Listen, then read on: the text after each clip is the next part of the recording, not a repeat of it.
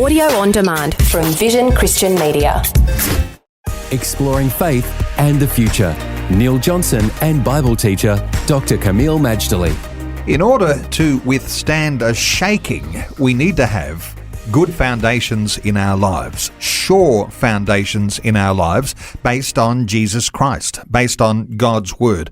Kameel, when we talk about this shaking, sometimes the illustrations we might be thinking back into history, last century, and perhaps even over the last 1,000 years. But what about the 21st century? What sort of shaking are we to be aware of in the 21st century?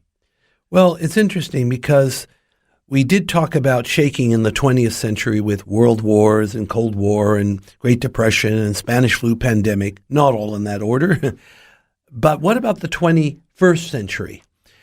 I would say the 21st century has been a very challenging time, also opportune time, many good things, but a challenging time.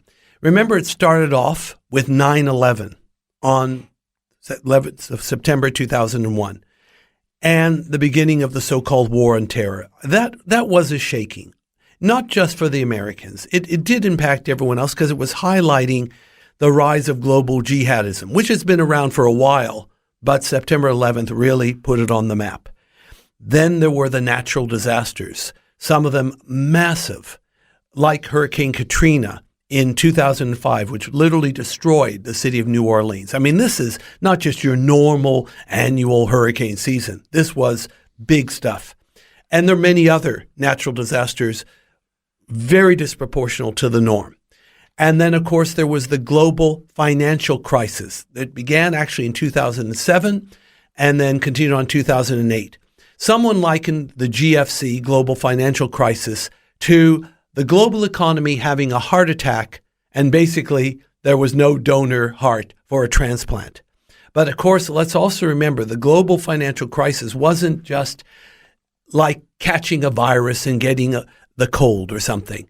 It was a result of some very, shall we say, dishonest, illegal kind of activities on the part of key financial people, or giving out loans to people who had no way to pay those loans back for mortgages and these derivatives and all kinds of stuff. It was shady kind of practice that eventually threatened the global economy. In other words, there's a spiritual, moral dimension to that particular issue, as in many others as well. Well, as things have developed, Kameel, and as we hope that new technologies and governments will actually implement new regimes that bring stability, I suspect vulnerability is what we have when we are detached from the things of God. Well, if you move from off the rock to the sinking sand, of course, you'll be very, very vulnerable.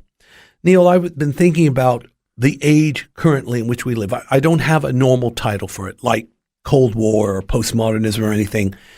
I've actually calling it a very unprofound term, the strange age, where we have a spiritual smorgasbord, moral anarchy, and an ethical freefall.